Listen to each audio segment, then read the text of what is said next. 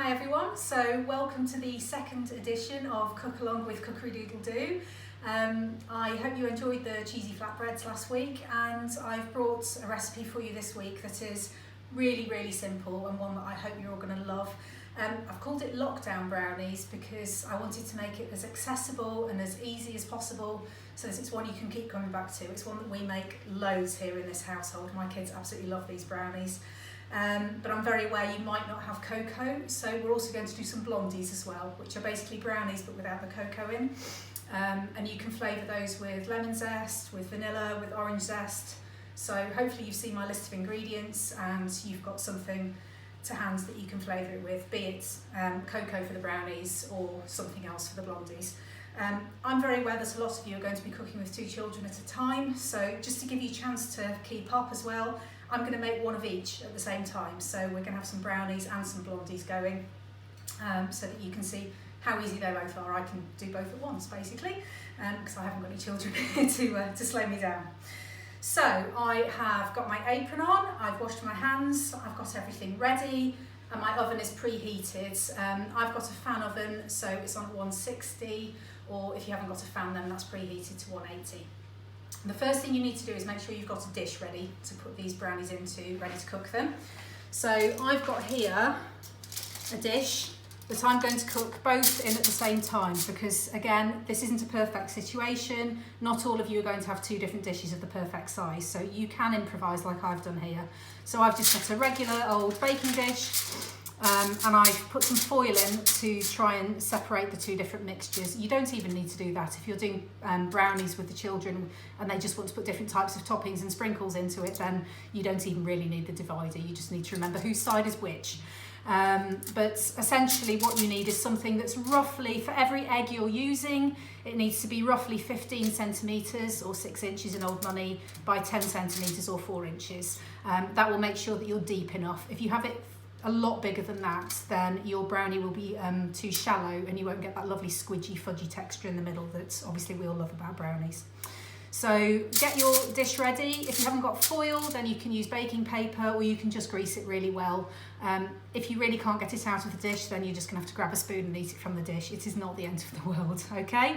So 1 egg will make a brownie of about this size. They're not enormous, but obviously there's plenty there for the whole family, and you can make these over and over again. They're so easy. So let's put this to one side. And what we've got here is a bowl of butter. There's 70 grams of butter in here. And you can see I've got it lovely and soft. So this has come straight out of the fridge. But what I've done is popped it in the microwave for about 20 seconds on medium and just given it a really good stir. Obviously, if your butter's already room temperature, then don't put it in for that long. Just about 10 seconds is probably enough. You just want it to be nice and soft and really easy to stir. And what we're going to do is tip in 100 grams of sugar into the butter. Okay, I'm just going to give that a quick mix. I'm going to do this to both. Just get this all mixed in. So these are both exactly the same at the moment. Both of them have got 70 grams of butter and 100 grams of sugar. And what we're going to do in a minute is crack an egg into each of these. Now, I'm aware that eggs are hard to come by at the moment, so I've given you lots of alternatives. An egg, normally a large egg, I think the classification starts at about 63 grams. You don't need to worry about that too much, but if you've got a box of mixed eggs, which a lot of people have at the moment, you're not able to get the medium or large that we can often easily get hold of. If you've got any scales, you can just pop the egg onto the scales and just weigh and make sure, ideally it's at least 60 grams. If you're substituting it for something like mashed banana, applesauce, plain yoghurt, something like that, you could even use vanilla yoghurt actually, because this is a sweet treat, or maybe even a flavoured yoghurt. Just think about the flavour you're putting in. Just do it for the same weight of egg. So for every egg you need to substitute 60 grams of egg alternative. Okay, so I'm just going to crack these and pop them in. Those kids who cook with me regularly will know how to crack their own eggs. If you need to give them a bit of help, then it's 2 stages to crack an egg. You tap and listen, and you will hear the change, okay? Once you hear that crack, you look for the hole, you give it a thumbs up, your thumbs have a little kiss, they go into the hole together, but the egg makes them have an argument. And there we go, they come away from each other. And that is how we teach a 3-year-old to crack an egg. Okay, some of you will be older, I apologise. There we go. So I'm just going to give this a little whisk up, just to make it easier to mix in.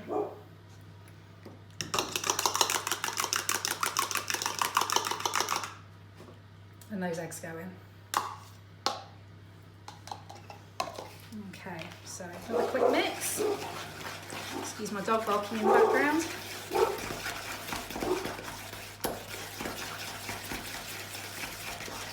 And hopefully, if your butter's nice and soft, that should all come together fairly quickly and easily. You can see that's a nice smooth mixture now.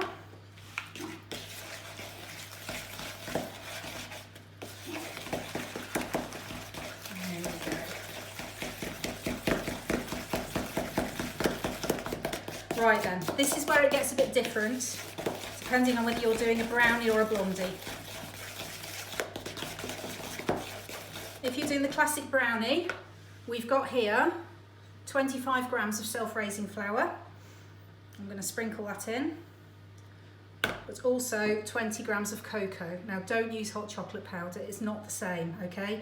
If you do, try and have a look at the ingredients and work out how much real cocoa there is in there, and then the rest will be mostly sugar, so just cut down the sugar that you've put in accordingly. But I would suggest actually, if you can avoid using hot chocolate powder, it's probably better. Maybe just make the blondies instead. So that there is coming together is your classic brownie mix. That's how easy it is to make brownies.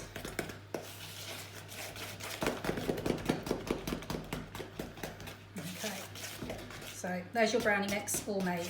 If you're making the blondies, then obviously we need to account for the fact that we're not using the cocoa. So we've got 45 grams of self-raising flour instead there.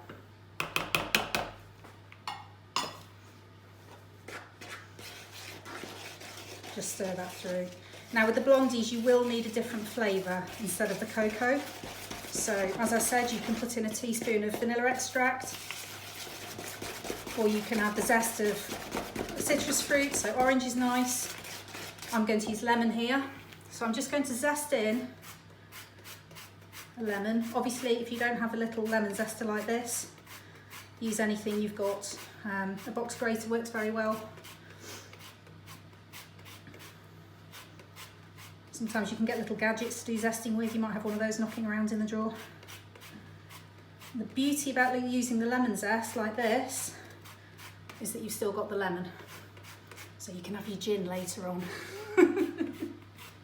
If you don't drink gin, or you haven't got any gin, or you're short of tonic, you can slice this up and freeze it in the slices, and then they're just extra cold, ready to pop into your gin next time. You can actually squeeze the lemon as well and just freeze the juice if you prefer. Okay, so that's the lemon zest in. So those are our two basic mixtures, flavoured.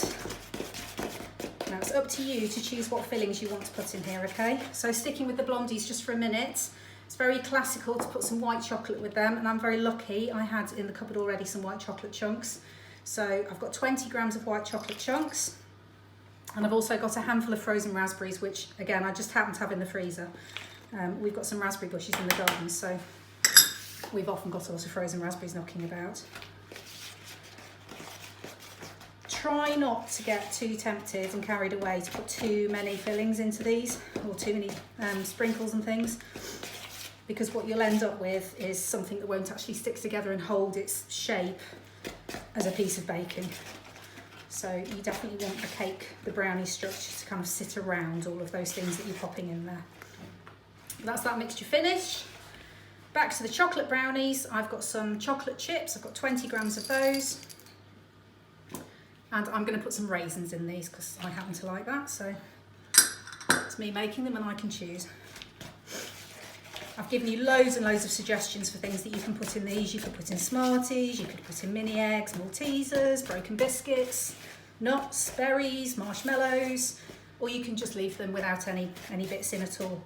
So absolutely feel free to experiment that, and I'm really, really excited to hear what you guys are going to make of yours. Okay, these recipes are so flexible, and that's why I wanted to do that today, just to show you that with a few bits from your store cupboards and a few different sprinkles, you can transform these into so many different types and flavours. So what I'm going to do now is just pop these into the dish we were talking about.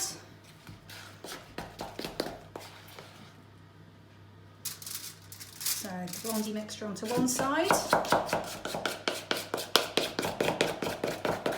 Do make sure your dish is deep enough.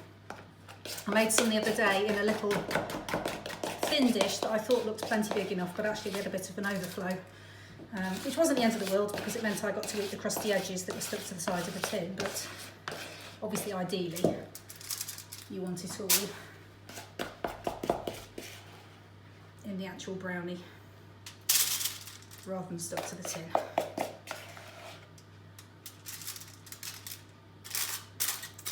Do make sure if you're using foil that you've got a bit of an overhang as well, so that you've got something to grab onto later to get them out again.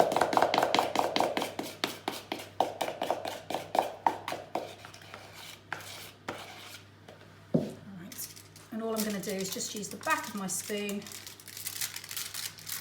level that off,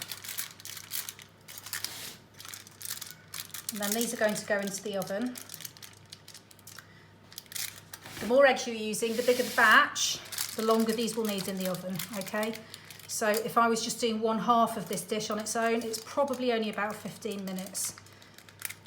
If you were doing, which I have been known to do, a big 4-egg batch of these in quite a big dish, then that can take 40 to 45 minutes to be done, okay? So I would suggest you don't open the oven door for the first 15 minutes or so, but if it's a nice small one, a 1-egg batch, you might find that's almost done. Those raspberries are just beginning to melt and give us a beautiful colour. Although the fact that they're frozen means it's a bit stickier and harder to spread out. Just going to use a clean finger. There we go.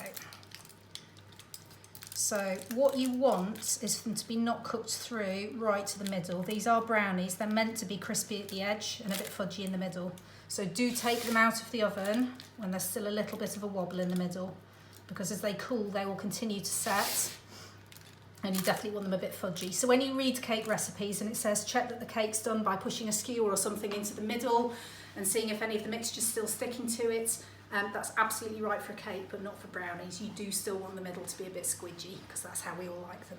So I'm going to pop these into the oven and I'll be back with you later on and you can see what they look like when they're done.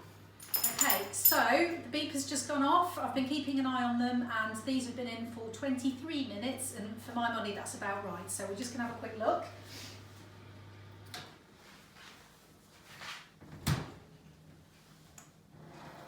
So obviously this needs to be a grown-up doing this bit. But what you can see is we've just got, I hope you can see that, just a little bit of wobble still in the middle. So they're still quite soft in the middle, but they're definitely cooked at the edges. They're beginning to come away from the sides there, and that's definitely set.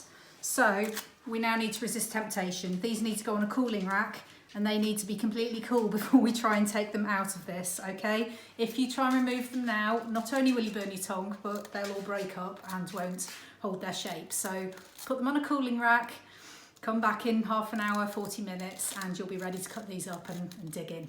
Enjoy!